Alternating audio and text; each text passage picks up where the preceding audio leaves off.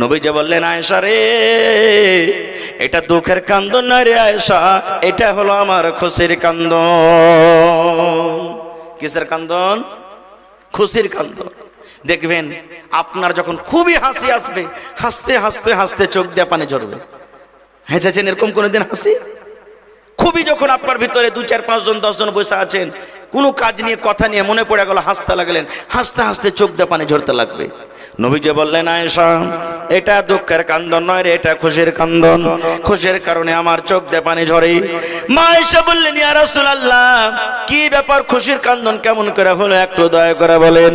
নবীজি বললেন, আয়েশা রে, আমার সাহাবীরাকে দেখো রে আয়েশা, আমার বন্ধুরাকে দেখো, কত সুন্দর করে তারা নামাজে আদায় করেছে জামাতের সাথে। আজকে যদি আমি দুনিয়া থেকে চলে যাই, আল্লাহ রাব্বুল আলামিন যদি আমাকে জিজ্ঞাসা করেন, নবী গো, তোমার উম্মতকে তুমি কি হালাতে ছেড়েইলে, আমি আল্লাহ রাব্বুল আলামিনকে জোর গলাতে বলতে পারবো, মাবুদ রে, আমি আমার উম্মতকে নামাজের হালাতে আমি ছেড়েইলাম। সুবহানাল্লাহ। আজকে আমরা নামাজ পড়বো কখন? যখন 50 বছর হবে তখন। আবে এখানে কি মরবো? নামাজ পড়ে কি হবে? বুড়াবো তখন আল্লাহ বিল্লাহ করব না। আমার মাওলানা বসে আছেন, জিজ্ঞাসা করবেন। আল্লাহ রাসূল সাল্লাল্লাহু আলাইহি ওয়াসাল্লাম বলেছেন, জওয়ানি বয়সের ইবাদত, জওয়ানি বয়সের ইবাদতের দাম আল্লাহর কাছে যতখানি বেশি, বুড়াতে কালের ইবাদতের দাম অতখানি হবে না। জওয়ানি বয়সে যতখানি আপনি ইবাদত করে আল্লাহকে খুশি করতে পারবেন, বুড়া কালে অতখানি ইবাদত করে আল্লাহকে খুশি করতে পারবেন না। কত লোক কেমন আছে, নামাজ পড়বে না, পড়বে না, পড়বে না। পড়বে কখন? যখন রুকু করতে পারবে না, সাজদা করতে পারবে না, জিভ থরথর করে কাঁপবে, মাথা ঘুরবে, তখন নামাজ পড়বে। এরকম নামাজ পড়ে লাভ হবে? একটা গল্প করি ভাই। এই যুবক নওজওয়ান, যারকে বয়স করে গেছে, আফসোস করেছেন, করছেন, আল্লাহ যদি আজকে আমি যুবক থাকতাম কত ইবাদত বান্দেগি করতাম। এই যুবক যারা বসে আছে আজকে মজলিসে, এই যুবকের জন্য একটা ঘটনা আমি বলছি, ভালো করে শুনবেন। যত মা, খালা, দাদি, নানি, বহিন আছেন, আবু কদামা রাহমাতুল্লাহ আলাইহি মসজিদে নববী, এখানে কেউ হাজী সাহেব আছেন? কেউ নেই হাজী সাহেব নাকি? মসজিদে নববী, যে মসজিদ নবী নিজের হাতে বানালছেন, মদিনাতে আছেন, ওই মসজিদে নববীর দেওয়ালে হিলানা দিয়ে আবু কদামা রাহমাতুল্লাহ আলাইহি, একজন বীর যোদ্ধা মানুষ বসে আছেন। একটা লোক এসে তখন বলছেন, আবু কদামা, একটা তোমাকে কথা জিজ্ঞাসা করবো। বলছে, কি রে ভাই? বলছে, তুমি জীবনে অনেক লড়াই করেছো, যুদ্ধ করেছো, একটা তোমার কোনো লড়াইয়ের কাহিনী আমার সামনে বলবে না, ঘটনা কেসা বলবে না, যে লড়াইটা শোনা পর। জি, এটা হাজী সাহেব, মাশাআল্লাহ, জাযাকাল্লাহ, মসজিদে নববী দেখে এসেছেন। তো ওই মসজিদে নববীতে হিলানা দিয়ে বসে আছেন কে? আবু কদামা রাহমাতুল্লাহ আলাইহি। একজন লোক এসে বলছেন, আবু কদামা, তোমার জীবনে তুমি অনেক লড়াই করেছো, যুদ্ধ করেছো, তো তোমার জীবনের একটা লড়াইয়ের কাহিনী আমাদেরকে বলবে না, যে লড়াইতে যে এরকম এরকম ঘটনা ঘটেছিল, যাতে শুনে কিছু আমরা আমল করতে পারি। বলছে, ভাই রে, জীবনে তো অনেক লড়াই করেছে, এটা ভালো কথা, কিন্তু আমার জীবনে একটা যুদ্ধ এমন আছে যার কাহিনী তোমার সামনে বয়ান করছি। বলছে, কি? বলছে, একবারকার ঘটনা, আমি লড়াইয়ের ছিলাম মালিক, যতটি সিপাহী ছিল তার সেনাপতি আমি ছিলাম। 100-200 মানুষকে নিয়ে আমি লড়াই করতে গেলাম, যুদ্ধ করতে গেলাম। যেতে যেতে যেতে যেতে রাস্তাতে আমাদের রাত হয়ে গেল। একটা গ্রামে ঢুকলাম, মুসলমানের গ্রাম এটা। তাদেরকে বললাম, ভাই, এই রাতটা কি আপনারা আমাদেরকে থাকতে দিবেন না? গ্রামের লোকেরা রাজি হয়ে গেল, আমাদেরকে একটা ঘর দিল, বলল, তোমরা যতটি লোক আছো এই ঘরটাতে তোমরা থাকো। আবু কদামা রাহমাতুল্লাহ আলাইহি বলেন, আমি এশারে নামাজ পড়িতে গেলাম। কোথায়? মসজিদে। মসজিদে নামাজ পড়ার পর আমি ওয়াজ শুরু করে দিলাম। ওয়াজ করতে করতে আমি দান চাইলাম তাদের কাছে। কি চাইলাম? জি জি জি, আল্লাহ, দেখেন, আমি জানছি যে এখানকার মানুষ খুব মন দিয়ে ওয়াজ শোনে, না হলে পট করে 2-4-5 জন হাত চেড়িয়ে দিত। জি হ্যাঁ, নিন্দু আসেনি এখানে, আর আগে বুঝা যাচ্ছে। জি, তো আমরা সবাই জান্নাতে চাই নাকি? সবাই জান্নাত যেতে চাই নাকি? আর আল্লাহর কাছে দোয়া করেন, আর আজকে মজলিসে দোয়া করছি, আল্লাহ, যত লোক এখানে ছোট বড় নরনারী আছে, আল্লাহ তুমি আমার উপরে দয়া করো, যাতে কিয়ামতের দিন সকলেই আমরা জান্নাতুল ফিরদৌসে জায়গায় পাবো। আল্লাহুম্মা আমিন। আল্লাহ, দুনিয়াতে যদি গুনাহ করি, আল্লাহ দুনিয়াতেই যেন আমাদের গুনাহ থেকে যায়, ইয়ার পাকাড়, ইয়ার মুআখিজ আল্লাহ কিয়ামতে তুমি করিও না। আল্লাহুম্মা আমিন। তো ভাই কোন কাজে কামিয়াবি আছে? কোন কাজে কামিয়াবি আছে? কোন কাজে আপনি কামিয়াব হইতে পারবেন?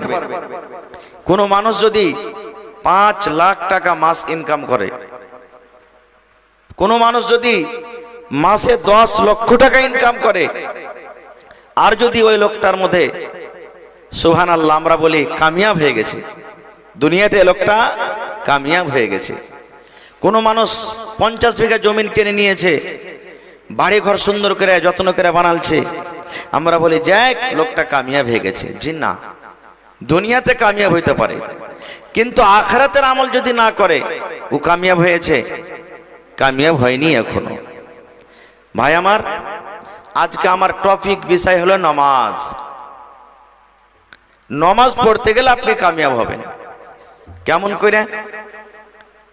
কয় ওয়াক্তের নামাজ আছে ভাই একটু বলেন তো আপনারা, একটু মুখ খুলে কথা বলবেন। কয় ওয়াক্তের নামাজ আছে? জি 5 ওয়াক্তের নামাজ আছে, মাশাআল্লাহ।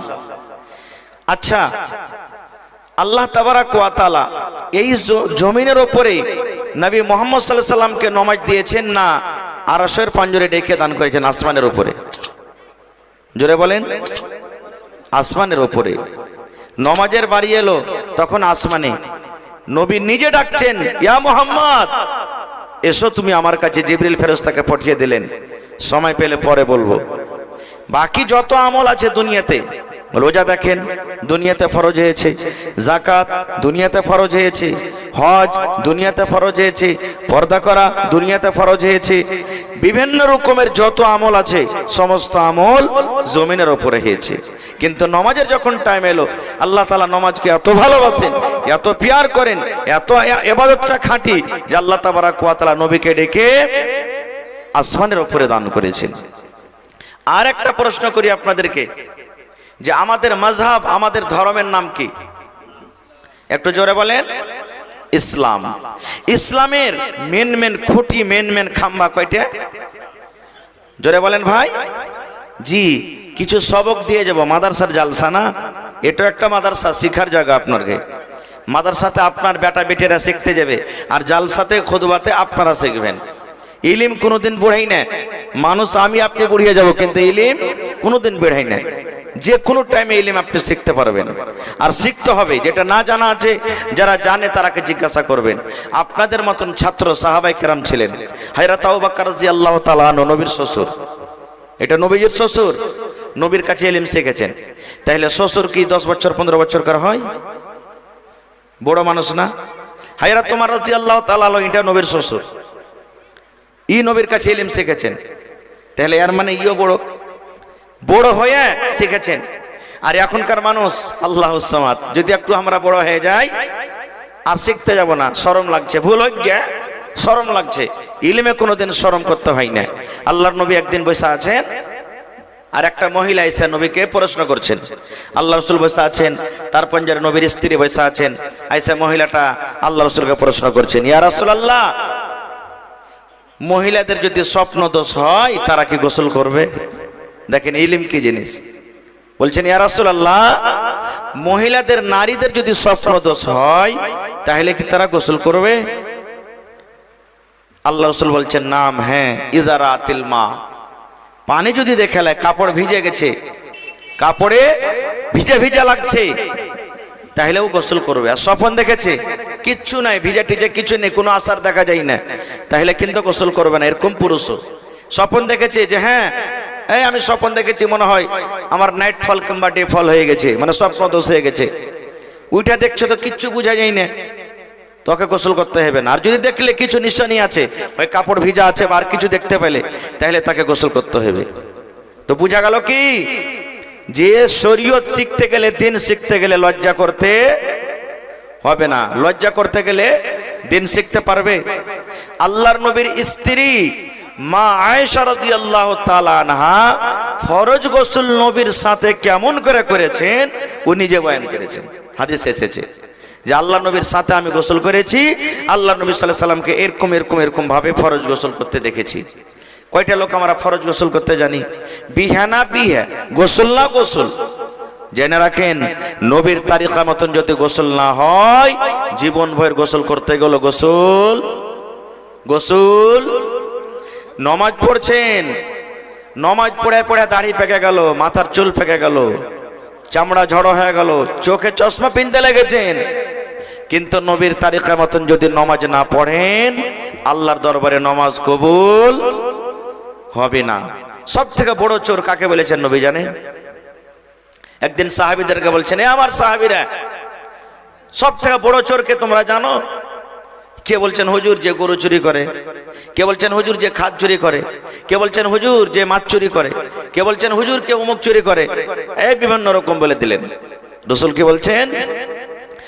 রে আমার সাহাবী, একটা লোক উট চুরি করে সে বড় চোর নয় রে, একটা লোক গরু চুরি করে সে বড় চোর নয়, একটা লোক মাছ চুরি করে সে বড় চোর নয়, একটা লোক দানা চুরি করে সে বড় চোর নয়।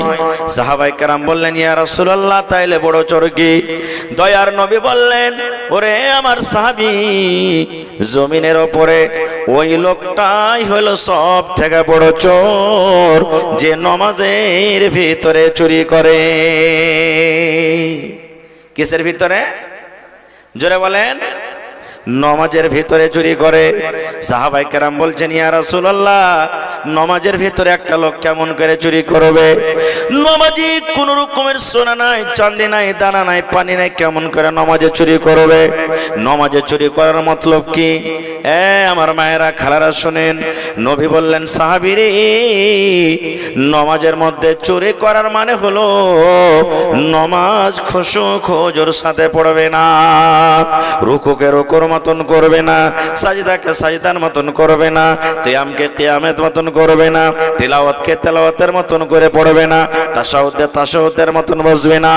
যেই নমাজি চুরি করে রে সাহাবী, সেই হলো সবথেকে বড় চোর। কেমন করে চুরি করে নমাজে? সুবহানাল্লাহ। আল্লাহর নবী একদিন মসজিদে বসে আছেন এক কোণাতে, আর একটা দিহাতি মানুষ, আরবি দিহাতের মানুষকে, যেমন আমরা, আমাদের টাউনে কে বাড়ি না দিহাতে বাড়ি, তো দিহাতের মানুষ কে আরবি বলা হয়েছে। একটা আরবি এসে মসজিদের এক কোণাতে নামাজ পড়ছেন, যেমন আপনাদের মসজিদ, নবীজি এক কোণাতে আছে, বসে আছেন, ইবাদত বান্দিগি করছেন, আর একটা সাহাবী এসে নামাজ পড়তে শুরু করেছেন। নামাজ পড়ে আল্লাহ রাসূলের পাঞ্জরে গিয়ে বলছেন, আসসালামু আলাইকুম ইয়া রাসূলুল্লাহ। আল্লাহ রাসূল বলছেন, ওয়া আলাইকুম আসসালাম। নবীজি এতখানি বললেন, বলা পর নবী বলছেন, ইরজি ফাসাল্লি ফাইন্না কালাম তুসাল্লি। ও আমার সাহাবী, তুমি যাও বাবারে, নামাজ পড়ো, তুমি নামাজ পড়োনি। আচ্ছা, নামাজ পড়ে এসে সালাম দিলেন না, বিনা নামাজ পড়াতে সালাম দিয়েছেন সে সাহাবী? জোরে বলেন। নামাজ পড়া বাদে এবার রাসূলকে বলছেন, ইরজি, তুমি ঘুরে যাও, ফাসাল্লি, নামাজ পড়ো, ফাইন্না কালাম তুসাল্লি, তুমি নামাজ পড়োনি। গোর করবেন কথার পরে নবীজি কথাটা বললেন না, তুমি নামাজ পড়ো, তোমার নামাজ পড়া হয়নি, এটা বললেন না, তুমি নামাজ পড়ো, তুমি নামাজই পড়োনি। তাহলে নবীজি মিথ্যা কথা বলছেন নাকি? জোরে বলেন। নবীজি মিথ্যা কথা বলেন না। সেই সাহাবী চলে গেলেন, আবার দ্বিতীয়বার নামাজ পড়লেন, যেমন করে জানছেন। সেই সাহাবী আবার এসে বলছেন, ইয়া রাসূলুল্লাহ, আসসালামু আলাইকুম ইয়া রাসূলুল্লাহ। আল্লাহ নবী সালামের জবাব দিয়ে দিলেন। এবার নবী বললেন, ইরজি ফাসাল্লি ফাইন্নাকা লাম তুসাল্লি। ও আমার সাহাবী রে, যাও তুমি নামাজ পড়ো, তুমি কিন্তু এখনো নামাজ পড়োনি। যাও নামাজ পড়ো, তুমি নামাজ পড়োনি। কয়বার হলো? দুবার হয়ে গেল। এবার আবার নামাজ পড়লেন তৃতীয়বার। নামাজ শেষের পরে নবী কিন্তু দেখছেন কেমন করে লোকটা নামাজ পড়ে। আবার নবীকে এসে বলছেন, আসসালামু আলাইকুম ইয়া রাসূলুল্লাহ। আল্লাহ নবীকে এবার বলছেন, সাহাবীরি, ইরজি ফাসাল্লি ফাইন্নাকা লাম তুসাল্লি। যাও তুমি নামাজ পড়ো, তুমি নামাজ পড়োনি। হাদিস এসেছে তিনবার কিংবা চারবার নবীজি তাকে ঘুরিয়ে পড়ালেন, নামাজ পড়ো, তুমি নামাজ পড়োনি, নামাজ পড়ো, তুমি নামাজ পড়োনি, নামাজ পড়ো, তুমি নামাজ পড়োনি। এই জামানার যদি কোনো ভাই নামাজ পড়িতে জানে, আর কোনো ভাই যদি না জানে, তাকে যদি বলে যে ভাই তোমার নামাজটা পড়া হইল না, হওয়ার পরে রাখবে, দুদিন থেকে নমাজ পড়ছে, কতজন নমাজ করছে, নমাজ জানে, কতজন নমাজের বেটা কত বেশি পড়িতে জানে। ওকে এমন টেঁড়া কেরা বলবে না যে দ্বিতীয় দিন আর ওকে কেউ হেদায়েত করবে না, আর না হলে তারপরের দিন থেকে নমাজই পড়িতে আসবে না, নমাজই পড়বো না বলে নমাজই পড়া হয়নি, ও আসবি না নমাজ পড়তে। কিন্তু সে সাহাবী 3 বার কিংবা 4 বারের পর এবার রাসূলকে বলছেন, আল্লিমনি ইয়া রাসূলুল্লাহ, আল্লাহ নবী গো আপনি আমাকে নামাজ পড়া শিখিয়ে দেন গো নবীজি। আমি 3 বার নামাজ পড়লাম, বারবার আপনি আমাকে ঘুরিয়ে দিলেন। 100 বার যদি আমাকে ঘুরিয়ে বলেন নামাজ পড়ো, তুমি নামাজ পড়েনি, নামাজ পড়ো, তুমি নামাজ পড়নি। নবী গো যদি আপনি আমাকে বারবার ঘুরিয়ে পাঠান, আমি এরকম ভাবে নামাজ পড়িব, এরকম ভাবে নামাজ পড়িতে জানি, এর থেকে আমি ভালো করে নামাজ পড়িতে জানি না গো নবীজি। আমাকে আপনি শিখিয়ে দিন কিভাবে নামাজ পড়িতে হবে, শিখিয়ে দেন কিভাবে আমাকে নামাজ পড়িতে হবে। এবার রাসূল বলছেন, হ্যাঁ এতক্ষণে তুমি সোজা লাইনে এসেছো। এবার নবীজি তাকে নামাজ পড়া শিখিয়ে দিলেন। সময় পেলে পরে বলবো, এদিকে আর বলবো না। তো বোঝা গেল হাদিস থেকে বলার উদ্দেশ্য যে নবীর তারিকা মতন যদি নামাজ পড়ে পড়ে কপালে ঘটটা পড়ে গেছে, কিন্তু নবীজির তারিকা মতন যদি নামাজ না হয়, ওর নামাজ পড়া একদিনও বলেন একদিনও হয়নি। তাহলে শুধু নামাজ পড়িতে গেলে নামাজ হবে না, নামাজকে নামাজের মতন পড়িতে হবে, তাহলে নামাজ হবে। আল্লাহ রাসূল সাল্লাল্লাহু আলাইহি সাল্লাম রুকু করতেন, আল্লাহ রাসূল সাল্লাল্লাহু আলাইহি সাল্লাম সিজদা করতেন। সিজদাটা কত লম্বা হতো জানেন? সাহাবায়ে কেরাম বলছেন যে আরে আল্লাহ রাসূল নিন চলে গেছেন নাকি সিজদাতে যায়? কি বলতেন? আস্তে গল্প করেন। কি বলতেন? আল্লাহ রাসূল রুকুতে যায় নিন চলে গেছে নাকি রে, রুকু থেকে উঠে না কেন? তাহলে বোঝা গেল যে এটা কি কোনো ছোট মোটো রুকু কিংবা সাজদা হইতো ভাই? কত লম্বা হইতো, সুবহানাল্লাহ। তাহলে সব থেকে বড় চোর কোথায় পাওয়া যায়? জোরে বলেন, নামাজের ভিতরে পাওয়া যায়। ভাই আমার, ইসলামের 5টা হলো আরকান, ইসলামের 5টা হলো খুঁটি। 1 নম্বরে হলো কালেমায়ে শাহাদাত। কালেমায়ে বলেন তো একটা লোক কি কালেমায়ে শাহাদাত কাকে বলে? জোরে বলেন, আগে থেকে বলেন। আশহাদু পড়েন, আশহাদু আল্লাহ ইলাহা ইল্লাল্লাহু ওয়াহদাহু লা শারীকা লা ওয়া আশহাদু আন্না মুহাম্মাদান আবদুহু ওয়া রাসূলুহু। এটা হলো কি? কালেমায়ে শাহাদাত। আমার ভাইরা দেখতে যাবে লড়কাকে কিংবা লড়কিকে, দেখতে যাওয়ার পর সামনে ছেলেটা আসবে, তখন কবে হাজি তুমি পড়ালেখা জানো না? তো জানি। কে ফকিরের দোয়াটা কহ তো। হায় রে আল্লাহ, কিসের দোয়া? ফকিরের দোয়া। আচ্ছা আমার নবী আপনার নবী কি ফকির? জোরে বলেন, নবী কি ফকির? সুবহানাল্লাহ, কত বড় দাগের কথা বলছি আমরা। ফকির দোয়াটা বলো। ফকির কি বাপের ঘর থেকে দোয়াটা এনেছে? এটা ভুল কথা। কি আপনার নাম? আবু বকর। ওই একটা গায়ে আপনার কাছে সোজা আবু বকর ছিল, ওইটাই নাকি? যে আবু বকর নবীর শ্বশুর, এখনই নাম নিলাম। নবীজি একদিন বললেন দান করো, বাড়তে কিচ্ছু নেই, 2.5-3 কিলো মতন যাও, লক করে ঢেরিতে ঢেলে দিয়েছে। এবার নবীজি লিতে লাগলেন খবর, কে কি দিয়েছে, কে কি দিয়েছে। শেষের বেলা তো আবু বকরকে বলছেন, আবু বকর তুমি কি দিয়েছো? বলছে হুজুর কি দিয়েছে এটা না জিজ্ঞাসা করে, কি বাড়তে রেখেছি আর কি দিয়েছে এটা বলেন। বলছি ওইটাই বলো। বলছেন আল্লাহ রাসূল গো, আমি আপনার শ্বশুর আবু বকর আল্লাহ এবং আল্লাহ রাসূলকে বাড়িতে রেখে যা ছিল সব আপনার সামনে হাজির করে দিয়েছি। সুবহানাল্লাহ। কয় ওয়াক্তের নামাজ বললাম ভাই? জোরে বলেন, 5 ওয়াক্তের নামাজ। আর ইসলামের বুনিয়াদ কয়টা বললাম? আরো জোরে বলেন, 5টা। প্রথমে কি বলেছি? কালেমায়ে শাহাদাত। এর মানে হলো আল্লাহ হলেন এক, আর নবী মুহাম্মদ সাল্লাল্লাহু আলাইহি ওয়াসাল্লাম হলেন আল্লাহর নবী এবং রাসূল। আর প্রথমে এসেছে আবু বকর নাম। না, ইসলামের 5টা বুনিয়াদের মধ্যে প্রথম বুনিয়াদ হলো কালেমায়ে শাহাদাত। আর আপনি এসে হাজির হয়ে গেছেন। বেশি আপনার কাছে চাহাবো না, একটা ইসলামের খাঁটি খাম্বালি ও আপনার কাছে 5,000 টাকা মাত্র। জি জি না, 5,000 লিবা ভাই, 5 জি 5,000 লিব, একটা কলম, বেশি লয়। আবু বকরের নামে। একটু জোরে নারা দেন, নারে তাকবীর। আবু বকর সাহেব 5000 টাকা, মাশাআল্লাহ, কহেন আলহামদুলিল্লাহ। জীবনে কত টাকা আসছে যাচ্ছে, ইসলামের খুঁটি আজ হইতে হবে একবারে। যেই আজকে দেখেন সামিয়ানা আপনারা সিলিং করে রেখেছেন, কতটি খুঁটি লাগা আছে। আর এই ইসলাম আমাদের ধর্ম, এই ইসলামের তলাতে খুঁটি আছে 5টা। ইসলাম যার উপরে আছে, বলেন আলহামদুলিল্লাহ। হয়ে গেল, নারে তাকবীর। আহা, দেখেন আবু বকর আজ দেখিয়ে দিলেন, সেই আবু বকর রাদিয়াল্লাহু তাআলা আনহুর সুবহানাল্লাহ সিফাত দেখিয়ে দিলেন নিজের ভিতরে। আহা, মা বাপ মারা গেছে নাকি? জি, আমি দোয়া করে দিচ্ছি, একটুখানি কার বলে দিই। এই ভাইয়েরা ইউটিউবাররা, কেউ চন্ডীঘাট থেকে, কেউ কাঠিয়ার থেকে, কেউ চিমনি বাজার থেকে, কেউ শ্রীনগর থেকে, বিভিন্ন জায়গা থেকে এসেছে। ভাই একটুখানি বলে দিই, তারপরে দোয়া করব। লেখা রাখেন মৌলানা, ইনশাআল্লাহ আমি দোয়া করে দিচ্ছি। আবু বকর সাহেব 5000 টাকা। তো প্রথমে হয়ে গেল কালেমায়ে শাহাদাত। 2 নম্বরে কি, একটা লোক যখন কালেমায়ে শাহাদাতের যখন গওয়াহি দিয়ে দিলে, 2 নম্বর ওর পরে ফরজ হয়ে গেল কি, নামাজ। 2 নম্বরে কি, নামাজ, যাকে কোরআনে সালাত বলা হয়েছে, আরবিতে সালাত বলা হয়েছে। 3 নম্বরে রোজা, 4 নম্বরে যাকাত, 5 নম্বরে হজ। মনে থাকবে তো 5টা? প্রথমে কালেমায়ে শাহাদাত, দ্বিতীয় নামাজ, তৃতীয় রোজা, চতুর্থ যাকাত, 5 নম্বরে হজ। 5 নম্বরে কি, হজ।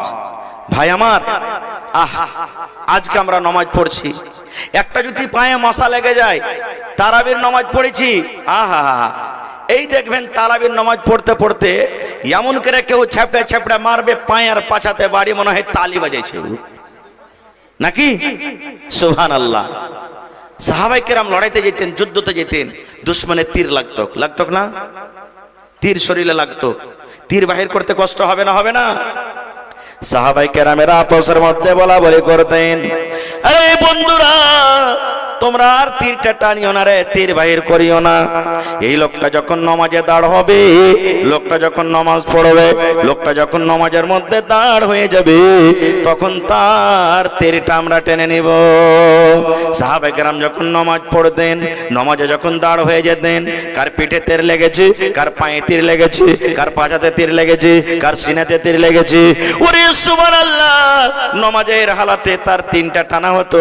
সেই সাহাবী বুঝতে পারতেন না, নামাজ পড়িতে এত আনন্দিত থাকতেন, নামাজ পড়িতে এত মগ্ন থাকতেন কি নামাজের হালাতে তার গা থেকে তীর টানা হতো। সেই সাহাবী বুঝতে পারতেন না যে আমি নামাজে আছি, আর নামাজের হালাতে আমার তার লোকে টানলো না। এরকম ছিলেন কি তাদের নামাজ? এরকম ছিল কি তাদের নামাজ? আল্লাহর নবী সাল্লাল্লাহু আলাইহি সাল্লাম 10 জন সাহাবী কে পাঠালেন তাবলীগের জন্য। কিসের জন্য? মুনাফিক। মুনাফিক কাকে বলে? যারা উপরে উপরে মুসলমান দাবি করে কিন্তু ভিতরে মুসলমান নয়। একটু মুনাফিক আয়েশা রাসূলকে বলছেন, ইয়া রাসূলুল্লাহ, আমরা নতুন নতুন মুসলমান হয়েছি, কিছু লোক আমাদের সাথে দেন যে আমাদেরকে পড়া শিখাবে, কোরআন শিখাবে। নবীজি 10 জন সাহাবীকে বললেন, যাও তোমরা আমাদের গ্রামে গিয়ে তোরাকে কোরআন শিখাবে। চলে গেলেন। যাওয়ার পর রাস্তাতে ওরা সিআইডি রেখেছিল, আরো লোকজন মুশরিকরাকে জমা করে রেখেছিল। মেলায় লম্বা ঘটনা, আমি যাব না ওদিকে। তারাকে মারবো বলে রাস্তা ঘেরাও করলো। 10 জন সাহাবী চড়ে এলেন কোথায়? পাহাড়ের উপরে। পাহাড়ের উপরে যখন চড়লে, নামো থেকে তীর মারতে পারবে না তাদেরকে। এবার বলছে, এই মুসলমানেরা, তোমরা নেমে এসো, তোমাদের সাথে ওয়াদা করছি তোমাদেরকে মারবো না, মারবো না তোমাদেরকে। 7 জন এলো না, 7 জনকে মেরে দিলেন। 3 জন নেমে এলেন। 3 জনের মধ্যে একজন হলো কে? খুবাইব রাদিয়াল্লাহু তাআলা আনহু। বাজারে তাকে বিক্রি করে দিলেন। বাজারে একজন মুশরিক তাকে কিনে নিল, কারণ গাজওয়ায়ে বাদরে এই খুবাইব রাদিয়াল্লাহু তাআলা আনহু তার বাপকে মেরেছিলেন, যে আমি খুবাইবকে আজকে কিনে নিয়ে যে তাকে কাতাল করব, বাপের বদলা নিব। সমস্ত ডেট ফিক্স হয়ে গেল।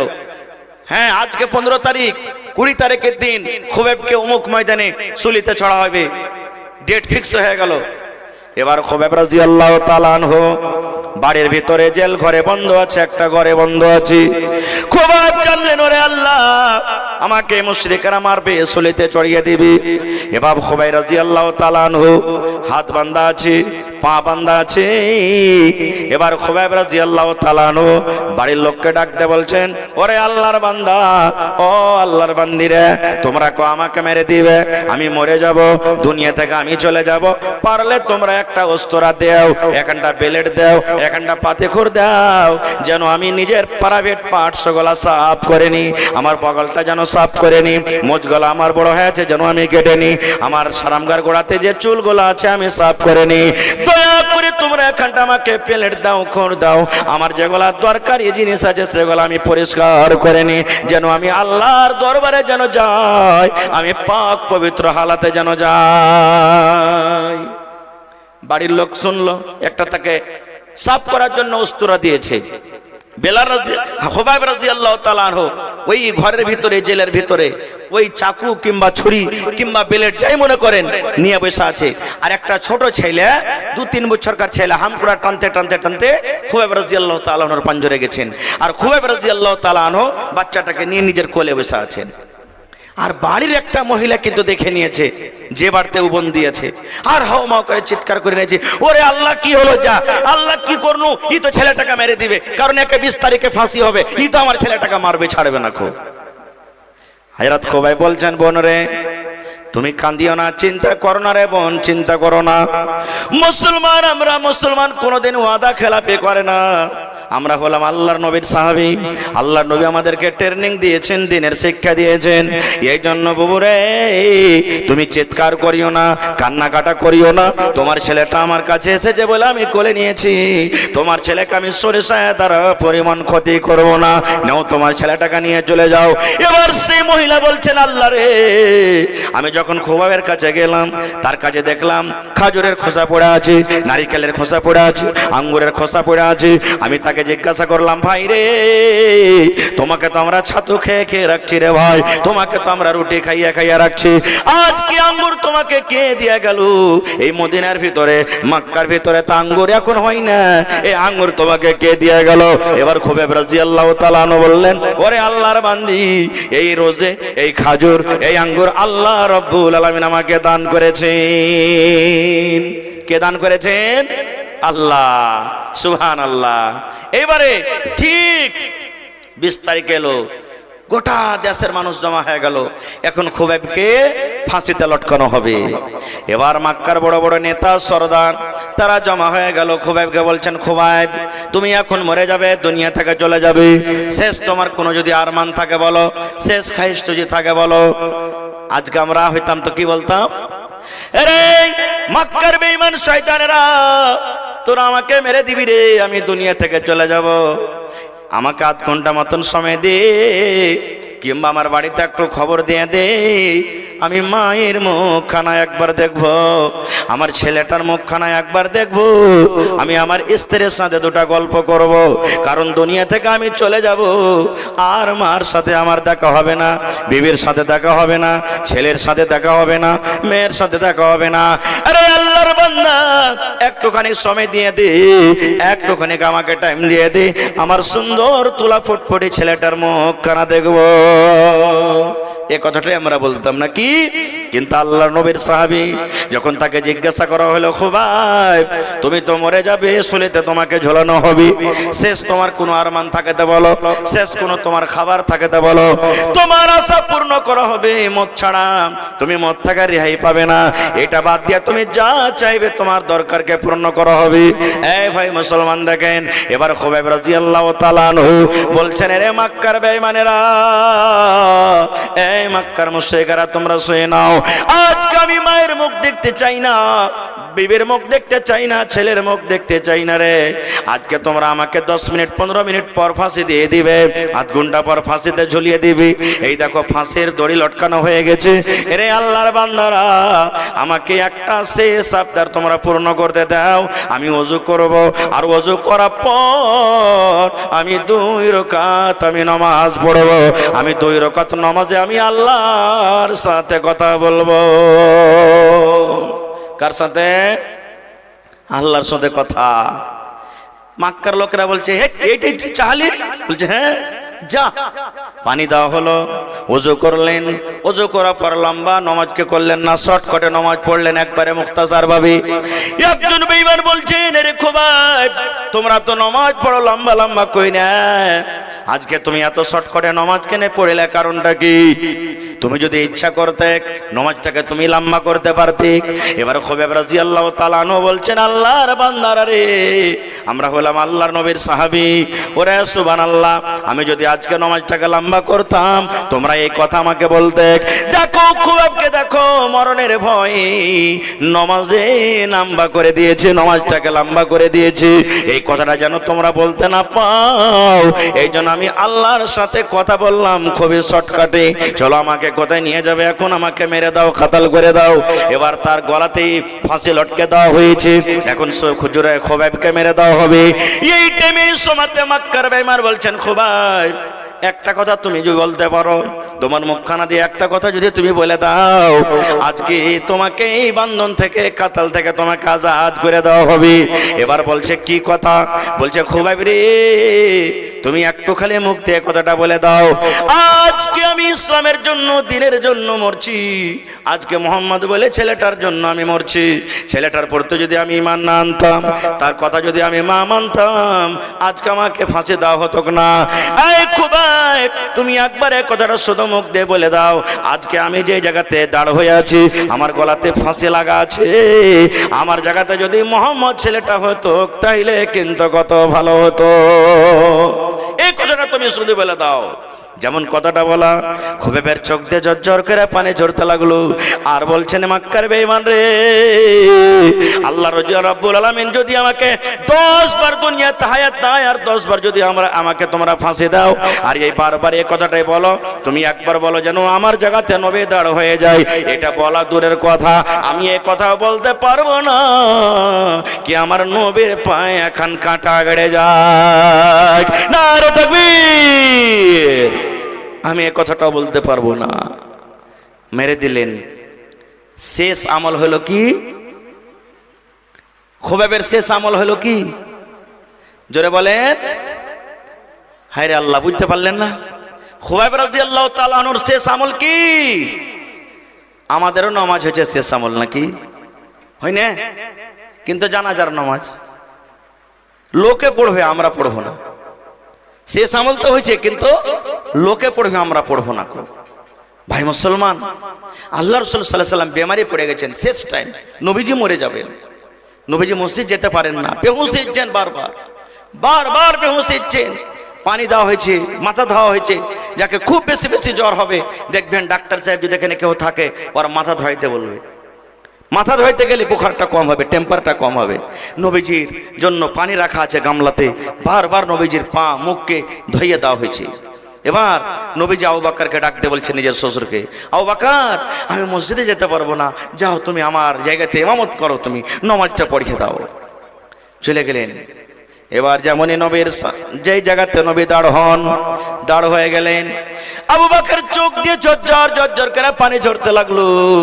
আবু বকর কাঁদছেন, আল্লাহ আমার শক্তি হয় না, যে জায়গাতে আমার নবী দাঁড় হয়ে আছেন, আর আমার নবীর বেঁচে থাকা কালে আমি আবু বকরের উম্মতি করব, আমার দিল গাওয়ারা করে না, আল্লাহ আমি পারবো না নামাজ পড়াইতে। নামাজে দাঁড় হলেন, আল্লাহু আকবার বললেন। নবীজি আয়েশাকে বলছেন, আয়েশা এই দরওয়াজাটা একটু খোলো তো, খিড়কিটা খোলো, আমি দেখবো। হুজ্জ করে নামাজ চলছে, দরজা খুলে দিলেন। নবীজি দেখছেন, দেখতে দেখতে দেখতে নবীর চোখ দিয়ে ঝরঝর করে পানি ঝরতে লাগলো। নবীজি কাঁদতে লাগলেন। আল্লাহ রাসূলের বিবি মা আয়েশা বসে আছেন, বলছেন, ইয়া রাসূলুল্লাহ আপনার চোখ দিয়ে কেন পানি ঝরে, কেন আপনি কাঁদেন? নবীজি বললেন, আয়েশা রে, এটা দুঃখের কান্দন না রে আয়েশা, এটা হলো আমার খুশির কান্দন। কিসের কান্দন? খুশির কান্দন। দেখবেন আপনার যখন খুবই হাসি আসবে, হাসতে হাসতে হাসতে চোখ দিয়ে পানি ঝরবে। হেসেছেন এরকম কোনোদিন হাসি? খুবই যখন আপনার ভিতরে 2, 4, 5 জন 10 জন বসে আছেন, কোনো কাজ নিয়ে কথা নিয়ে মনে পড়ে গেল, হাসতে লাগলেন, হাসতে হাসতে চোখ দিয়ে পানি ঝরতে লাগবে। নবীজি বললেন, আয়েশা এটা দুঃখের কান্দন নয় রে, এটা খুশির কান্দন, খুশির কারণে আমার চোখ দিয়ে পানি ঝরে। মা আয়েশা বললেন, ইয়া রাসূলুল্লাহ কি ব্যাপার, খুশির কান্দন কেমন করে হলো, একটু দয়া করে বলেন। নবীজি বললেন, আয়েশা রে আমার সাহাবীরাকে দেখো রে আয়েশা, আমার বন্ধুরাকে দেখো কত সুন্দর করে তারা নামাজে আদায় করেছে জামাতের সাথে। আজকে যদি আমি দুনিয়া থেকে চলে যাই, আল্লাহ রাব্বুল আলামিন যদি আমাকে জিজ্ঞাসা করেন, নবী গো তোমার উম্মতকে তুমি কি হালাতে ছেড়েইলে, আমি আল্লাহ রাব্বুল আলামিনকে জোর গলাতে বলতে পারবো, মাবুদ রে আমি আমার উম্মতকে নামাজের হালাত আমি ছেড়েইলাম। সুবহানাল্লাহ। আজকে আমরা নামাজ পড়বো কখন? যখন 50 বছর হবে তখন। আবে এখানে কি মরবো? নামাজ পড়ে কি হবে? বুড়াবো তখন আল্লাহ বিল্লাহ করব না। আমার মাওলানা বসে আছেন, জিজ্ঞাসা করবেন। আল্লাহ রাসূল সাল্লাল্লাহু আলাইহি ওয়াসাল্লাম বলেছেন, জুয়ানি বয়সের ইবাদত, জুয়ানি বয়সের ইবাদতের দাম আল্লাহর কাছে যতখানি বেশি, বুড়াতে কালের ইবাদতের দাম অতখানি হবে না। জোয়ানি বয়সে যতখানি আপনি ইবাদত করে আল্লাহকে খুশি করতে পারবেন, বুড়া কালে অতখানি ইবাদত করে আল্লাহকে খুশি করতে পারবেন না। কত লোক কেমন আছে, নামাজ পড়বে না পড়বে না পড়বে না, পড়বে কখন? যখন রুকু করতে পারবে না, সাজদা করতে পারবে না, জি থরথর করে কাঁপবে, মাথা ঘুরবে, তখন নামাজ পড়বে। এরকম নামাজ পড়ে লাভ হবে? একটা গল্প করি ভাই। এই যুবক নওজওয়ান যারকে বয়স করে গেছে, আফসোস করেছেন, করছেন, আল্লাহ যদি আজকে আমি যুবক থাকতাম কত ইবাদত বান্দেগি করতাম। এই যুবক যারা বসে আছেন আজকে মজলিসে, এই যুবকের জন্য একটা ঘটনা আমি বলছি, ভালো করে শুনবেন। যত মা খালা দাদি নানি বহিন আছেন, আবু কদামা রাহমাতুল্লাহ আলাইহি মসজিদে নববী, এখানে কেউ হাজী সাহেব আছেন? কেউ নেই হাজী সাহেব নাকি? মসজিদে নববী, যে মসজিদ নবী নিজের হাতে বানালছেন, মদিনাতে আছেন, ওই মসজিদে নববীর দেওয়ালে হিলানা দিয়ে আবু কদামা রাহমাতুল্লাহ আলাইহি একজন বীর যোদ্ধা মানুষ বসে আছেন। একটা লোক এসে তখন বলছেন, আবু কদামা একটা তোমাকে কথা জিজ্ঞাসা করবো। বলছে, কি রে ভাই? বলছে, তুমি জীবনে অনেক লড়াই করেছো, যুদ্ধ করেছো, একটা তোমার কোনো লড়াইয়ের কাহিনী আমার সামনে বলবে না, ঘটনা কেসা বলবে না, যে লড়াইটা শোনা পর। জি এটা হাজী সাহেব, মাশাআল্লাহ জাযাকাল্লাহ, মসজিদে নববী দেখে এসেছেন। তো ওই মসজিদে নববীতে হিলানা দিয়ে বসে আছেন কে? আবু কদামা রাহমাতুল্লাহ আলাইহি। একজন লোক এসে বলছেন, আবু কদামা তোমার জীবনে তুমি অনেক লড়াই করেছো, যুদ্ধ করেছো, তো তোমার জীবনের একটা লড়াইয়ের কাহিনী আমাদেরকে বলবে না, যে লড়াইতে যে এরকম এরকম ঘটনা ঘটেছিল, যাতে শুনে কিছু আমরা আমল করতে পারি। বলছে, ভাই রে জীবনে তো অনেক লড়াই করেছে, এটা ভালো কথা, কিন্তু আমার জীবনে একটা যুদ্ধ এমন আছে যার কাহিনী তোমার সামনে বয়ান করছি। বলছে, কি? বলছে, একবারকার ঘটনা, আমি লড়াইয়ের ছিলাম মালিক, যতটি সিপাহী ছিল তার সেনাপতি আমি ছিলাম। 100-200 মানুষকে নিয়ে আমি লড়াই করতে গেলাম, যুদ্ধ করতে গেলাম। যেতে যেতে যেতে যেতে রাস্তাতে আমাদের রাত হয়ে গেল। একটা গ্রামে ঢুকলাম, মুসলমানের গ্রাম এটা। তাদেরকে বললাম, ভাই এই রাতটা কি আপনারা আমাদেরকে থাকতে দিবেন না? গ্রামের লোকেরা রাজি হয়ে গেল, আমাদেরকে একটা ঘর দিল, বলল তোমরা যতটি লোক আছো এই ঘরটাতে তোমরা থাকো। আবু কদামা রাহমাতুল্লাহ আলাইহি বলেন, আমি এশারে নামাজ পড়িতে গেলাম। কোথায়? মসজিদে। মসজিদে নামাজ পড়ার পর আমি ওয়াজ শুরু করে দিলাম। ওয়াজ করতে করতে আমি দান চাইলাম তাদের কাছে। কি চাইলাম? দান। কেন? এ ভাইয়েরা তোমরা শোনো, এ দেবীনগরের গ্রামে তোমরা শোনো, আল্লাহ রাব্বুল আলামিনের পথে এসেছি ভাই রে। আমরা গরিব মানুষ, আমাদের কাছে মাল নাই যে আমরা তীর কিনতে পারবো, তলোয়ার কিনতে পারবো, তীর কিনতে পারবো, ঢাল কিনতে পারবো। আমরা গরিব মানুষ, যদি তোমরা পারো আমাদেরকে সাহায্য করো। কেউ একটা ঢালের দাম দিয়ে দাও, কেউ একটা তীরের দাম দিয়ে দাও, কেউ একটা সুলফের দাম দিয়ে দাও। এই করে করে তোমরা দান করো। আল্লাহ রাহে দান করতে গেলে আল্লাহ রাব্বুল আমিন তোমাদেরকে নাকি দান করবেন। আবু কদামা রাহমাতুল্লাহ আলাইহি বললেন, যে যা পারলেন দান করলেন। দান কোটাকে নিয়ে আবার আমরা বাসাতে চলে গেলাম, যে ফজরের নামাজ পড়ে এখান থেকে রওনা হয়ে যাব। ঠিক রাত মোটামুটি 12 থেকে 1টা বেজে গেছে। বলছেন যে 12-1টা রাতে আমরা যে ঘরে আছি, ওই ঘরের দরজাতে কে যেন এরকম ভাবে ডাকছে, আমাদেরকে ইশারা করছে, মুখে কথা বলে না। আবু কদামা বলছেন, আমার দিলটা কিন্তু ঘাবড়ে গেল। এত রাইতে কি এসেছে রে? দরজাতে ঠক ঠক ঠক ঠক করে আওয়াজ দিচ্ছে, বাড়ি দিচ্ছে। কোন দুশমন এলো নাকি? আমাদের খবর পেয়েছে, দুশমন হামলা করতে এসেছে নাকি? আবু কদামা বলছেন, আমার যতটি বন্ধু সব কিন্তু ঘুমিয়ে আছে। বলছেন আমি এক হাতে লালটেন নিলাম, তখন লাইন ছিল ভাই, এই লাইন তো 10 বছর থেকে এলো, 15 বছর থেকে এলো। বলছে আমি এক হাতে লালটেন নিয়ে নিলাম, চেরাক নিয়ে নিলাম, এক হাতে আমি তলোয়ার নিলাম, কেন না হতে পারে কোনো দুশমন এসেছে। এবার বিসমিল্লাহ বলে আমি দরজা খুললাম।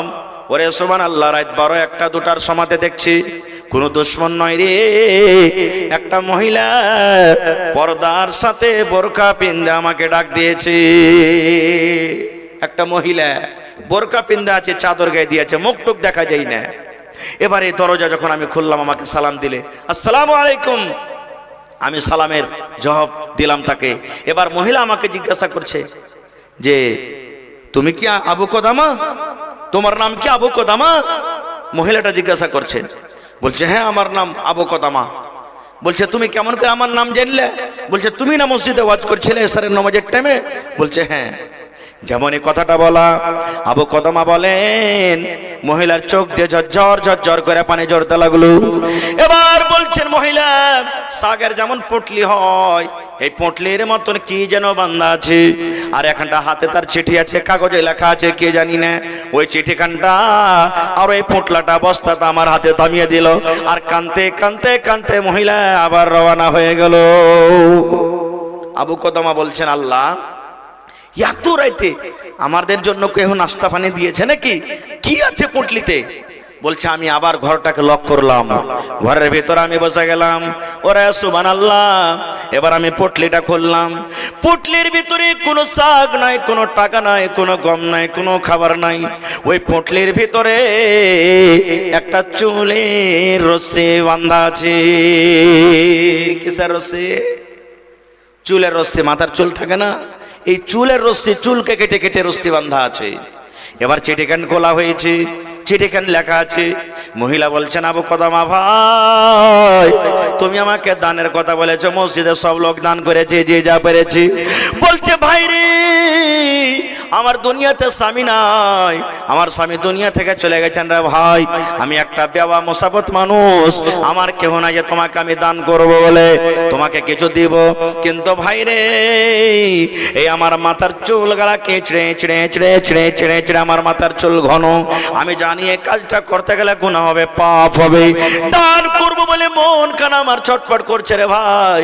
এই জন্য আমি আমার মাথার চুল দিয়ে আমি একটা সুন্দর করে রস্সি করেছি, যে তুমি জিহাদের ময়দানে যাবে, তুমি যুদ্ধের ময়দানে যাবে, তুমি লড়াই করতে যাবে, যদি রস্সির দরকার হয়ে যায়, আর যদি তুমি জিহাদের ময়দানে রস্সি না পাও, আমার এই চুলখানাকে তুমি রস্সি বানিয়ে কাজ করবে। হইতে পারে আল্লাহ রাব্বুল আলামিন এই আমলটার কারণে আল্লাহ মায়ের পরে রাজি হয়ে যাবে। বলছেন আমি তার দান দেখে আমার চোখ দিয়ে পানি ঝরলো, 8 ঘন্টা মোটামুটি আমি কাঁদলাম। খাইর যা হোক, সকাল হইল, আমি আবার আমার খোঁজকে ফজর নামাজ পড়ে রওনা হয়ে গেলাম। যেতে যেতে যেতে যেতে মোটামুটি 1 কিলোমিটার চলে গেলাম। পিছন থেকে না জানি ঘোড়ার একটা আওয়াজ পাচ্ছি। ঘোড়া যখন যাবে ক্লম ক্লম ক্লম ক্লম ক্লম ক্লম করে আওয়াজ হবে। আবু কদামা বলছেন আমার যত লাই লস্কর ফৌজ আছে সব আগে আগে, আর আমি পিছনে পিছনে আছি। এবার পিছন থেকে কে একটা ডাক দিয়েছে, চাচা আবু কদামা, ও আমার চাচা আবু কদামা। আবু কদামা বলছেন আমি চিন্তায় পড়ে গেলাম, যারে এই এলাকাতে আসে আমার নাম কেউ জানে না, কে আমাকে ডাকছে পিছন থেকে। বললাম আমার সঙ্গীরাকে তোমরা বাড়ো আগে, দেখি আমাকে কে ডাকছে। এবার দৌড়াতে দৌড়াতে ঘোড়ার ওপরে সওয়ার হয়ে একটা নওজওয়ান, যে নতুন নতুন যুবক হয়েছে, আমার দেবীনগরের গ্রামের নওজওয়ানেরা শোনেন রে নওজওয়ান ভাই, আমার দিনদার মায়েরা খালারা শোনেন। এবার ঘোড়াতে চড়ে চড়ে মোটামুটি 20 বছর 25 বছরকার একটা নওজওয়ান মানুষ ঘোড়াতে চড়ে চড়ে ক্লাম ক্লাম করে আওয়াজ করতে করতে পৌঁছে গেছি। বলছে চাচা আপনার নাম কি? আবু কদামা। বলছে হ্যাঁ। বলছে চাচা গো, যে জায়গাতে তোমরা যাবে লড়াই করতে, যুদ্ধ করতে যাবে, আমিও তোমার সাথে লড়াই করতে যাব। এবার আবু কদামা বলছে তোমার বাপ বেঁচে আছে? বলছেন না। বলছে তোমার মা বেঁচে আছে? বলছে হ্যাঁ। বলছে ভাতিজা রে, তুমি চলে যাও, চলে যাও, ঘুরে চলে যাও, তুমি আমাদের সাথে যেও না, কারণ তোমার মা বাড়িতে আছে। তুমি যদি যুদ্ধের ময়দানে মরে যাও, লড়াইয়ের ময়দানে মরে যাও, তোমার মাকে কে খেটে খাওয়াবে? তোমার মারলে কে লালন পালন করবে? যাও তুমি মায়ের মায়ের সেবা করো, আল্লাহ রাব্বুল আলামিন জিহাদের সমান তোমাকে নেকি দিয়ে দিবে। যাও যাও যাও যাও, তুমি ঘুরে চলে যাও। এবার বলছেন চাচা গো, আমি ঘুরে যাব না, ঘুরে যাব না। আমি যদি ঘুরে চলে যাই আমার মা আমাকে মারবে। কে মারবে? মা মারবে। বলছে আমি যাব না, যাব না চাচা, তুমি নিয়ে চলে যাও। যদি আমি তোমার সাথে লড়াই করতে না যাই, যুদ্ধ করতে না যাই, বাড়ি যদি আমি ঘুরে চলে যাই আমার মা আমাকে মারবে। এবার বলছে ভাতিজা রে, কে তোমার মা এমন দিনদার নেককার আছে রে ভাতিজা? তোমাকে দুশ্মনের পাল্লাতে দুশ্মনের হাতে তুলে দিছি। দুনিয়াতে তোমার মা কোন এমন নেককার আবেদা জাহেদা কত সুন্দর মেয়ে জেলে, যে জানছে আমার ছেলেটা লড়াই করতে যাচ্ছে, আমার ছেলেটা যুদ্ধ করতে যাচ্ছে, আর যদি দুশ্মন ফাঁক পেলা সুযোগ পায় মেরে ফেলবে, এতক্ষণে জানা সত্ত্বেও তোমাকে যুদ্ধতে পাঠিয়ে দিয়েছে। এবার ছেলে কাঞ্চার বলছে চাচা গো, রাত্রি 1টা-2টার সময়তে যখন আপনি ঘুমিয়েছিলেন গো চাচা, রাতের বেলাতে একটা মহিলা আপনার কাছে গেছিল। বলছে হ্যাঁ। বলছে আপনাকে একটা চুলের গাঁঠি দিয়েছিল? বলছে হ্যাঁ। আপনাকে একটা চিড়ে দিয়েছিল? বলছে হ্যাঁ। বলছে চাচা গো, ওই মহিলা হলো আমার মা, ওইটাই হলো আমার মা, ওই মা আমাকে পাঠালছে। এবার বলছে যখন তোমার মা তোমাকে পাঠালছে আর তুমি যদি ঘুরে যাও তোমাকে মারবে, তো এক কাজ করো, চলো আমার সাথে চলো। চলে গেলেন। এবার রাত লেগে গেল, সকালবেলাতে যুদ্ধ চালু হবে। বলছে সব ঘুমিয়ে যাও। এবার আবু কদম একটা লোককে বলছেন যাও খানা পিনা রেডি করো সবলের জন্য, যাও খানা পিনা রেডি করো, রাত 8টা-9টা বেজে গেছে, খানা তৈরি করো। এবার ছেলেটা তখন বলছেন চাচা একটা কথা বলবো। বলছে কি রে ভাতিজা? বলছে চাচা গো, যত লোক আজকে এই ময়দানে আছেন আজকে আমি তাদের জন্য খানা তৈরি করব, আমাকে পারমিশন দিয়ে দেন। এবার বলছে ভাতিজা রে, তুমি ছোট মানুষ, তুমি আরাম করো, ঘুমাও, আমার মধ্যে অনেক মানুষ আছে খানা তৈরি করার জন্য। বলছে চাচা গো, একটুখানি আপনি অর্ডার করে দেন, আমি খানা তৈরি করব, একটু আপনি আমাদেরকে আদেশ করেন। এবার যখন খুব বলতে লাগলো তো বলছে ঠিক আছে যাও তুমি খানা তৈরি করো। পাথরকে জড়ো টড়ো করে যেমন ভাবে হোক খানা চাপিয়ে দিয়েছে। এবারে ছোট মানুষ, এক তো সারাদিনকে আর থাকাওয়াট খাস্তানা শরীর, এরকম ভাবে একটু কায়েত হয়েছে তো ঘুমিয়ে গেছে। একটু লেট দেখে আবু কদমা বলছেন ছেলেটার কাছে আমি যাই তো, যে খানাটা হলো কি হলো না। যার করে দেখছে তোরে আল্লাহ, ও তো সুইটা আছে, কে খানা বানাইবে? আর সুইটা তো আছে আছে, কিন্তু হঠাৎ করে খটখট খটখট করে স্বপনে হাসতে লেগেছে। মানুষ স্বপন দেখে তো হাসে না, কেউ কান্দে না। দেখবেন ছোট ছেলে পিলাগুলা যখন ক্রিকেট খেলে রাইতে শুধবে ধরলাবে ধরলাবে ধরলাবে, চোকা চোকা চোকা, এই ছক্কা চলে গেল, ছক্কা চলে গেল, ছক্কা চলে গেল বলবে না? কেউ যদি বিজনেস করে পাইকার করে, ও এই যে লাপ্তি আছে দেখবেন, বোরা উতার দো, আবার উতার দো, মানে বোরা লাপ্তি আছে উতার দো উতার দো, রাইতে শুতে শুতে ও কইবে উতার দো উতার দো। ওর স্ত্রী পাঞ্জার শীত থেকে কি কইবে? ইমিন সাকে দেখো দিনে যা করছে এখনো তাই করছে, বলবে না? তা হাসতে লেগেছে। এবার হাসতে হাসতে হঠাৎ করে তার স্বপন ভেঙে গেছে। স্বপন ভেঙে যেমনই দেখছে সামনে কে বসে আছে, আবু কদমা রহমতুল্লাহ আলাইহি বলে আছেন। এবার সে লজ্জিত হয়ে গেছেন যে আমাকে খানা বানাতে আমি নিজে পারমিশন নিয়েছি আর শুতে নিন চলে গেছি। তখন বলছে চাচা আমাকে মাফ করে দাও, আমি একটু ঘুমিয়ে গেছিলাম, এখন আমি বানিয়ে দিচ্ছি। আবু কদমা বলছেন ভাইরে ভাতিজা রে, তুমি হাসলে কেন? কারণটা কি হাসার? একটু তুমি দয়া করে বলো। বলছে চাচা এটা আমাকে জিজ্ঞাসা করিও না। বলছে ভাতিজা রে, তুমি কেন হেসেছো, কি কারণে হাসলে? যদি তুমি আমাকে না বলো তোমাকে আমি রান্না করতে দিব না, দয়া করে বলো। সেটা বলছে চাচা গো, আমাকে আল্লাহর মধ্যে ছেড়ে দেন, আমি যা দেখেছি যা দেখে এসেছি আমি আর আল্লাহ জানি, আমাকে ছেড়ে দেন, আপনি জিজ্ঞাসা করিয়েন না। এবার আবু কদমা বলছেন ভাতিজা, তুমি যতক্ষণ পর্যন্ত আমাকে না বলবে তুমি কেন হাসলে, কি স্বপ্নে দেখলে, কি কারণে তোমার মুখে হাসি দেখলাম তুমি বলো। যতক্ষণ না বলবে ততক্ষণ তোমাকে রান্না বান্না করতে দেওয়া হবে না। এবার যুবক বলছেন চাচা গো, আমি রাতের বেলাতে ঘুমিয়ে গেছি, আর আমি জানো লড়াই করতে এসেছি, যুদ্ধ করতে করতে আমি শহীদ হয়ে গেছি। কি হয়েছি? এই লড়াইয়ের ময়দানে শহীদ হয়ে গেছি, আমি মারা গেছি। এবার আল্লাহ রাব্বুল আলামিন তার বদলা আমাকে দান করেছেন, যাও তুমি জান্নাতের ভিতরে যাও। এবার আমি যখন জান্নাতের ভিতরে আমি যাচ্ছি, আমার দুই দিকে নারীরা মহিলারা দাঁড় হয়ে আছে, এদিকে মহিলারা দাঁড় হয়ে আছে, এদিকে মহিলারা দাঁড় হয়ে আছে। আমি হাঁটতে হাঁটতে হাঁটতে হাঁটতে হাঁটতে আমি ঘরের দিকে আমি হাঁটতে লেগেছি। এবার যখন আমি যাচ্ছি, একটা মহিলা আর একটা মহিলাকে বলছেন, এটা মারজিয়ার স্বামী। কার স্বামী? মারজিয়ার স্বামী। কার স্বামী এটা? মারজিয়ার স্বামী। উয়াকে বলছে এটা মারজিয়ার স্বামী, উয়াকে বলছে এটা মারজিয়ার স্বামী, উয়াকে বলছে মারজিয়ার স্বামী। এবার আমি জিজ্ঞাসা করলাম, রে আল্লাহর বান্দিরা, তোমাদের মধ্যে কে মারজিয়া আছে? তোমরা যে বলছে এটা মারজিয়ার স্বামী, তোমাদের মধ্যে কার নাম মারজিয়া? এবার তারা বলতে লাগলো, এই যুবক, আমাদের মধ্যে কেউ মারজিয়া নাই রে, আমরা হলাম মারজিন আর আমরা দাসী, আমরা হলাম তার সেবক, তার সেবা করি, যত্ন করি। মারজিয়াকে তুমি দেখতে চাও, তোমার জন্য রেডি হয়ে আছি। ওই জান্নাতের ভিতরে ঘরটা দেখো, ওই ঘরের ভিতরে তুমি চলে যাও, তোমার জন্য মারজিনা রেডি হয়ে আছি। এবার বলছে আমি ঘরের দিকে হাঁটতে লাগলাম, স্বপনে। কিসে? স্বপনে বলছে, স্বপনের কথা। হাঁটতে হাঁটতে দেখছি, বলছে চাচা গো, কি মার্জিনার রূপ! ওরে আল্লাহ, এরকম বেটি ছেলে জীবনে কোনোদিন আমি দেখিনি গো চাচা। কি বড় বড় চোখ, আর কি মোলায়েম বাদাম! ওরে আল্লাহ, দেখে মনে হয় জীব হয়ে ইচ্ছে। আমি যে শুনেছি এটা আমার স্ত্রী হবে, আমি তার স্বামী হব। মশারি টাঙ্গা আছে, মশারির ভিতরে পালঙ্কে বসে আছে, আমি তার পালংখানে বসতে গেছিলাম। যেমনই আমি বসতে গেলাম, মার্জি আমাকে বললে, রে আল্লাহর বান্দা, না না, বসতে হবে না তোমাকে, তুমি আমার বিছানাতে বসিও না।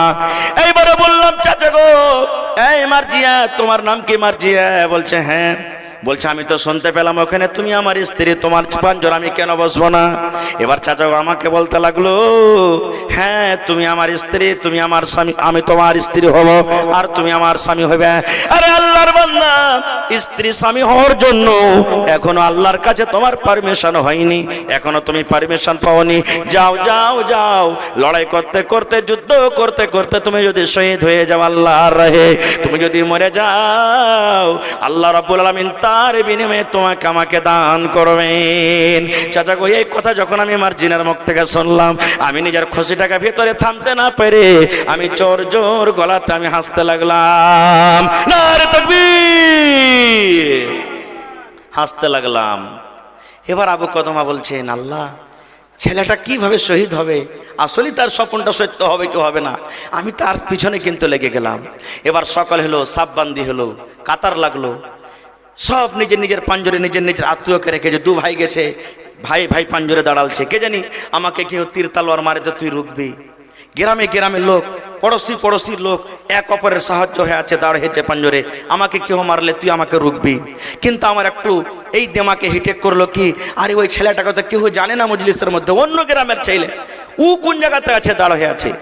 এবার পিছনে দেখছে কাতারে, পিছনেও নাই, মধ্যলাইনে দেখছে তো ওখানেও নাই। নজর করতে করে দেখছে, ও আল্লাহ, ছোট ছেলেটা সব থেকে একবার আগা দিকে, আগা কাতারে দাঁড় হয়ে আছে তালোয়ার নিয়ে, আগা কাতারে। বলছে আমি কাতার ছিঁড়ে ছিঁড়ে চলে গেলাম। কাতার ছিঁড়ে ছিঁড়ে যাওয়ার পর তখন আমি তার হাত খানটাকে ধরলাম, হাত ধরে আমি পিছন দিকে টানতে লাগলাম। ছেলে বলছে, চাচা গো, কোথায় আপনি আমাকে নিয়ে যাবেন? বলছে, ভাতিজারে, তুমি পিছন লাইনে দাঁড় হও, কারণ তুমি লড়াইয়ের তারিখা জানো না। যারা যোদ্ধ পাহলমান তারা আগা দিকে লড়াই করবে, আগা কাতারে থাকবে, তুমি একটা ছোট ছেলে, যুবক মানুষ, তুমি পিছনে দাঁড় হও। বলছে, চাচা গো, আমার মা আমাকে বলেছে, খবরদার লড়াই করতে যাবি রে, পিছন কাতারে দাঁড়াবি না। মা বলেছেন, চাচা গো, আগা দিকে আগা লাইনে তুই খাড়ো হবি রে বেটা, খবরদার খবরদার তুই পিছে লাইনে দাঁড় হবি না। এই জন্য আমি আগা লাইনে দাঁড় হবো চাচা। আমার মা আমাকে শিখালছে, আমার আব্বা খুব বড় একটা যুদ্ধ ছিলেন, আমাকে তালোয়ার চালা, তীর চালা আমাকে শিখিয়ে গেছেন, এই জন্য আমি দাঁড় হইলাম। খায়ের যা হোক, লড়াই শুরু হয়ে গেল, ঘামাসান লড়াই শুরু হয়ে গেল। উয়াকে মারে, উয়াকে কাটে, মার কাট করতে করতে করতে ঠিক দুপুরের বেলা যখন ফজরের আজান হয়ে গেল, আল্লাহু আকবার, আল্লাহু আকবার, ফজরের আজান হয়ে গেল, লড়াই বন্ধ হয়ে গেল, লড়াই শেষ হয়ে গেল, দুশ্মন পালিয়ে গেল, কাউকে মারা হলো, আমাদের কিছু লোক মরলো। এবার গিনতি করলাম আমাদের মধ্যে কে কে মারা গেল। গিনতি করতে করতে করতে সুবহানাল্লাহ, ওই যুবক ছেলেকে কিন্তু পাওয়া যায় না। কোথায় যুবক? আরে খুঁজো ওই যুবক কোথায় গেল, ওকে কেন আমাদের দলে দেখতে পাই না, দেখো যুবক কোথায় চলে গেল। এবার খুঁজতে খুঁজতে খুঁজতে খুঁজতে দেখছে একটা ছোট্ট মতন গর্ত, ছোট্ট মতন খাল, ওই খালটাতে ছেলেটা পড়ে আছে। পাগড়ি যে মাথাতে মা বেঁধে দিয়েছিল, পাগড়িটা রক্তে রক্তিত হয়ে গেছে। এই যে এত তীর এত তলোয়ার তার গায়ে লেগেছে, সুবহানাল্লাহ, জামা কাপড় সমস্ত রঙে গেছে। ছেলে কাঁদছে, চাচা আবু কদামা আপনি কোথায়, কেমন আছেন চাচা গো, একটু আমার পাঞ্জরে এসেন। এবার কাঁদতে কাঁদতে কাঁদতে আবু কদামা বলছেন, আমি দৌড়াতে দৌড়াতে দৌড়াতে, একটা বাচ্চা যখন কাঁদে মা যেমন তাকে কোলে জড়িয়ে ধরে নাই, আমি ওই ছেলেটা মাছের মতন ছটফট ছটফট করেছে ময়দানে, আমি তাকে কোলে নিয়ে নিলাম, আমার বুকখানে তাকে লাগিয়ে দিলাম। এবার আমি তার পাগড়িটা খুলে রক্ত গালাকে মুছছি, খুন গালাকে আমি সাফ করছি। ছেলেটা কাঞ্চার বলছে, চাচা গো আপনি আমাকে আর সবর দিয়েন না, এই চাচা আমি আর বাঁচবো না, দুনিয়াতে আমি চলে যাব, দুনিয়াতে আমি আর বাঁচবো না, দুনিয়া থেকে আমি চলে যাব, আমার যাওয়ার সময় শেষ হয়েছে চাচা গো। কিন্তু একটা কথা আপনাকে বলি, একটু কাজ আপনি করে দিবেন। বলছে, কে রে ভাতিজা? বলছে, চাচা গো আমার মাকে আমার মরার খবরটা আপনি পৌঁছে দিন, মা আমার বাড়িতে আছে, আমার মতের খবরটা আমার মাকে আপনি দিয়ে দিন। বলছে, চাচা আর একটা কাজ করবেন। বলছে, কি? বলছে, এই যে আমার মা আমার মাথাতে পাগড়ি বেঁধে যায়, পাগড়িটা নিয়ে নেবেন। এই যে জামা কাপড় আমাকে পিঁধে দিয়েছে, জামা কাপড়টা নিয়ে নেবেন। বলছে, কেন রে ভাতিজা? বলছে, চাচা গো আপনি যদি আমার মাকে বলে দেন তোমার ভাতিজা তোমার বেটা শহীদ হয়ে গেছে, মা আমার বিশ্বাস করবে না। যতক্ষণ পর্যন্ত আমার জামা কাপড় নিজের চোখে না দেখবে, অতক্ষণ পর্যন্ত আমার মা কিন্তু বিশ্বাস করবে না, বিশ্বাস করবে না। খুব বলছে, আমি ছেলেটাকে নিয়ে কাঁদলাম। এই কথা কাঁদতে কাঁদতে শেষের বেলাতে ছেলেটা আর একটা কথা বলছে, চাচা গো দুনিয়াতে আমার কেউ নাই, মাও নাই, ভাইও নাই, একটাই আমার বোন আছে, 7-8 বছরকার বোন। আমি যখন যুদ্ধ করতে এসেছি গো চাচা, রাস্তাতে আমাকে আমার হাত ধরে দাঁড় করছিল, ভাই তুই যাস না লড়াই করতে, ভাইরে তুই যুদ্ধ করতে যাস না, আব্বা আমাদের দুনিয়াতে নাই, লড়াই করতে হবে, মারা গেছি, ভাই তুই যাস না। কিন্তু মা কেমন ভাবে ডাঁটলো, আমার বোন কেমন ভাবে ডাঁটলো, এই বেটা তুই লড়াই করতে যা, কেন তোর বোনকে তুই রুখছিস, বাধা দিচ্ছিস? চাচা গো আমার মার জন্য যদি পারেন তো একটু মালের ব্যবস্থা করে দিবেন, দানা পানির টাকা পয়সার ব্যবস্থা করে দিবেন, আর আমার ওই ছোট বোনটাকে একটু আপনি সবর দিয়ে দিবেন। ঠিক ছেলেটা দুনিয়া থেকে চলে গেল। এবার আবু কদমা রহমতুল্লাহ আলাইহি বলছেন, আল্লাহ তার স্বপ্ন কি হলো? সত্য হয়ে গেল, তার স্বপ্ন সত্য হয়ে গেল। তাকে কাফন দাফন করার পর এইবারে আবু কদমা বলছেন, হারে এই ছেলেটার মাকে আমি দেখিনি, চেহারা কেমন, ওর নাম জানি না, আর ওই ছেলেটাকে আমি নাম জিজ্ঞাসা করলাম না যে ছেলে তোমার নাম কি, তোমার বাপের নাম কি, আমি কেমন করে তার গ্রামে বলবো আর খুঁজবো আমি? খায়ের যা হোক, লড়াই করে বাড়িতে যাচ্ছে, ওই মেয়েটা তার বোন কিন্তু দাঁড়িয়ে আছে। বলছে, হাজি আমার ভাইকে দেখো নি? বলছে, না জানি না। মানে কেউ না জানে না, আবু কদমা রহমতুল্লাহ আলাইহি শুধু জানছে। আবার একটা লোক পার করছেন, হাজি আমার ভাইকে দেখো নি? না জানি না। যেই বলছে জানি না, ছোট মেয়ে ছেলে, মন তার ঘেবড়ে গেল, চোখ দিয়ে পানি ঝরতে লাগলো, আল্লাহ কেউ আমার ভাইকে দেখেনি? বাবা চিন্তা করছেন, আল্লাহ গ্রামে ঢুকে গেলাম, কেমন করে ছেলেটার বাড়ি ঢুকবো, কেমন করে ছেলেটার মাকে পাবো, কেমন করে ছেলেটার বোনকে পাবো? এই করতে করতে আবু কদমা বলছেন, আমার যখন বাড়ি হলাম, এই পিছনে যখন পার হইলাম, ওই মেয়েটা আমাকে বলতে লাগলো, চাচা আমার ভাইকে কি আপনি দেখেননি? বলছে, না। যখনই আমাকে কথা বলেছে, আমি নিজের চোখটাকে থামতে না পারে ঝরঝর করে পানি ঝরতে লাগলো, আর মেয়েটাকে আমি নিজের বুকে আমি জড়িয়ে ধরলাম। এমন ভাবে আমার ভিতর থেকে কান্দন এলো যে আমার কথা মুখ দিয়ে বের হয়নি। আমি কাঁদতে কাঁদতে বললাম, বেটি রে চলো, তোমার বাড়ি কোথায় আছে, আমাকে নিয়ে চলো। বাড়িতে গেছি। বাড়িতে যাওয়ার পর মেয়েটা বলছে, এখানে একটু দাঁড় হয়ে থাকেন, আমার মাকে যে বলছি। আমি মাকে বলছে, মা গে ভাইয়ার খবর এসেছে। বলছে, কে এসেছে খবর? বলছে, দেখো দরজাতে দাঁড় হয়ে আছে। এবার যখন সুবহানাল্লাহ দরজাতে দাঁড় হয়ে গেছে, মা বলছে, আবু কদামা তুমি আমার জন্য দুঃখের খবর এনেছো না সুখের খবর এনেছো? মা বলছেন, আবু কদামা, তুমি আমার জন্য দুঃখের খবর এসেছো না সুখের খবর নিয়ে এসেছো? এবার আবু কদামা বলছে, বোন রে, তোমার কাছে দুঃখের খবর কি আর সুখের খবর কি, এটা একটু কইলে বলো। বলছে, ভাই রে, সুখের খবর হলো আমার জন্য এটা, আমার ছেলেটা লড়তে লড়তে লড়তে লড়তে লড়তে আল্লাহর পেয়ারা হয়ে গেছে, আল্লাহর পেয়ারা হয়েছে, দুনিয়া থেকে চলে গেছেন। যেন আমি কিয়ামতের দিন আমি এই কথাটা বলতে পারি আল্লাহর কাছে, আয় রব্বুল আমিন, আমি কত ভাগ্যবতী মহিলা যে আমি দুনিয়াতে একটা শহীদের মা আমি হয়েছি। এই জন্য আমি বললাম এটা আমার জন্য সুখের খবর। আর দুঃখের খবর হলো এইটা, আমার ছেলেটা লড়াই করতে গেছে, যুদ্ধ করতে গেছি, লড়াই করে মাল দৌলত ধন দৌলত তীর সব নিয়ে গাজী হয়ে বাড়িতে ঘুরে এসেছে, আমার ছেলেটা শহীদ হতে পারেনি। এটা হলো আমার জন্য দুঃখের খবর। আবু কদামা বলছেন, আমি ভাবছিলাম যে আরো কিছু বলবে নাকি, কিন্তু আর কথাটি উল্টা। বলছে যে, বোন রে, তোমার জন্য সুখেরই খবর আছে, খুশিরই খবর আছে, তোমার বেটা লড়াই করতে করতে করতে দুনিয়া থেকে শহীদ গেছেন। বলছে, আমি মানবো না, কিছু পরিচয় দাও, পহচান দাও, আমি জানতে চাই যে আমার ছেলেটা সত্য শহীদ হয়েছে না হয়নি। সুবহানাল্লাহ। এবার ওই পুটলি বাঁধা কাপড় আমি তাকে দেখাইলাম, রক্তে রক্তিত হয়ে আছে।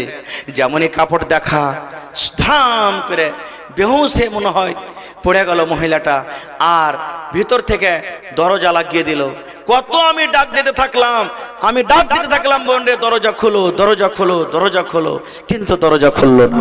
এই যুবক, এরকম জওয়ানিটাকে কামিলিয়েছেন ভাই, দিনের খাতিরে কামিলিয়েছেন। সুবহানাল্লাহ, দিনের খাতিরে কামিলিয়েছেন। আল্লাহ রাসূল সাল্লাল্লাহু আলাইহি ওয়াসাল্লাম বলেছেন, ইগতানিম খামসান ক্বাবলা খামসিন।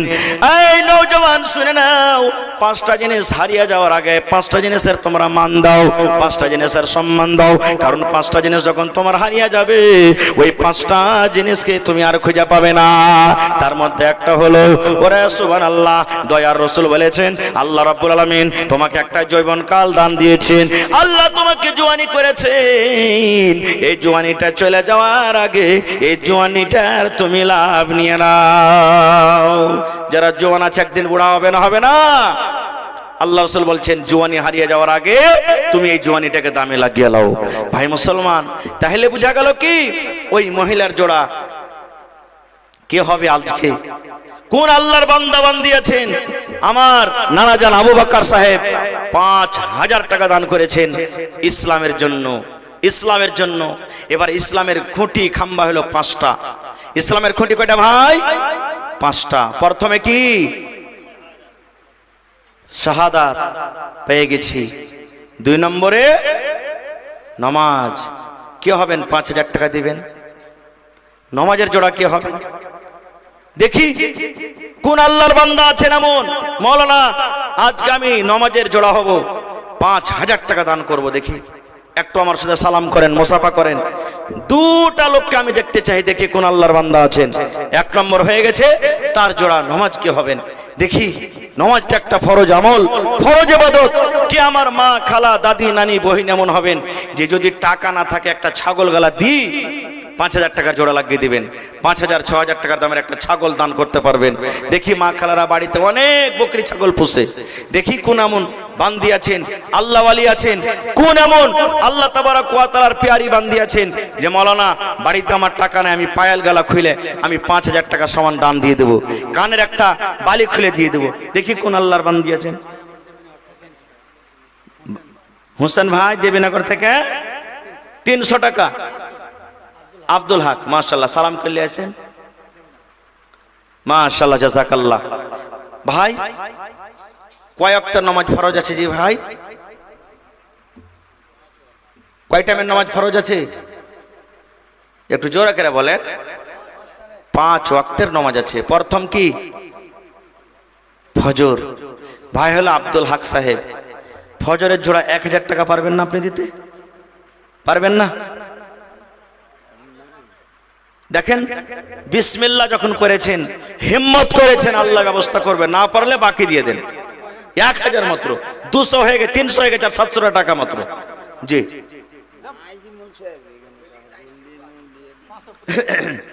আচ্ছা, ২০০ টাকা দিয়ে দেন, আপনি লেখে দেন, মোল্লা দিয়ে দিবেন ইনশাআল্লাহ, লেখে দেন, আর ২০০ টাকা মাত্র। ঠিক আছে। ১৭ রাকাত নামাজ আছে নাকি? ১৭ রাকাত আছে, আর টাইম 5 আছে নাকি? ভাই দেখি প্রথম নম্বর নমাজের জোড়া 1000 টাকা কেউ দান করতে পারবেন মজলিসে?